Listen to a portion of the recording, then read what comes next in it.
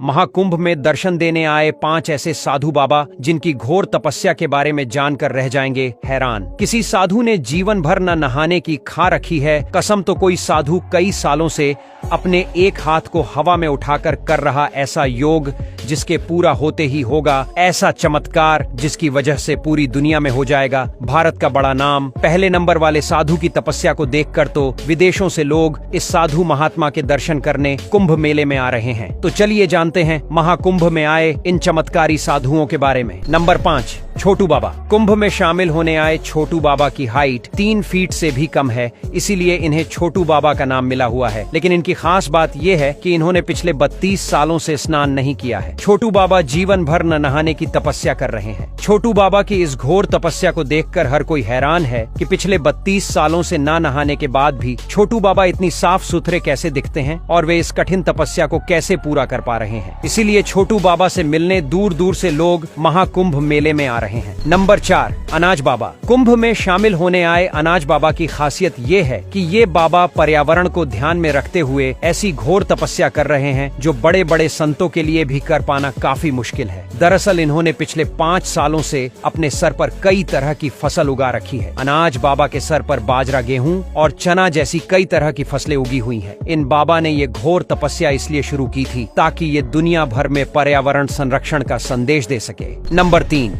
राधेपुरी बाबा। उज्जैन के रहने वाले राधेपुरी बाबा की तपस्या के बारे में जानकर पूरी दुनिया हैरान है। दरअसल राधेपुरी बाबा ने पिछले 15 सालों से अपना एक हाथ हवा में उठा रखा है। उनकी तपस्या के कारण उनके इस हाथ ने काम करना भी बंद कर दिया है, लेकिन इसके बावजूद भी उनका हाथ कभी नीचे नहीं हुआ। राधेपुरी बाबा के नाखून और उंगलियां भी एक दूसरे से जुड़ चुके हैं, जिस वजह से उनकी तपस्या को सबसे कठोर तपस्या भी माना जा रहा है। राधेपुरी बाबा का कहना है कि वे विश्व कल्याण के लिए इस तरह की तपस्या कर रहे हैं और जीवन भर उनका ये हाथ हवा में ही रहेगा। नंबर 2, चाबी वाले बाबा। महाकुंभ में आए चाबी वाले बाबा भी लोगों के आकर्षण का केंद्र बने हुए हैं। दरअसल चाबी वाले बाबा अपने गले में 20 किलो से भी ज्यादा वजन वाली चाबी लेकर घूमते हैं और वे ऐसा पिछले कई सालों से कर रहे हैं। चाबी वाले बाबा की ये तपस्या इतनी ज्यादा कठिन है कि उन्हें इस तपस्या की वजह से ठीक से चल फिर पानी में भी मुश्किल होती है, लेकिन फिर भी उन्होंने जीवन भर इस कठोर तपस्या को पूरा करने की कसम खा रखी है।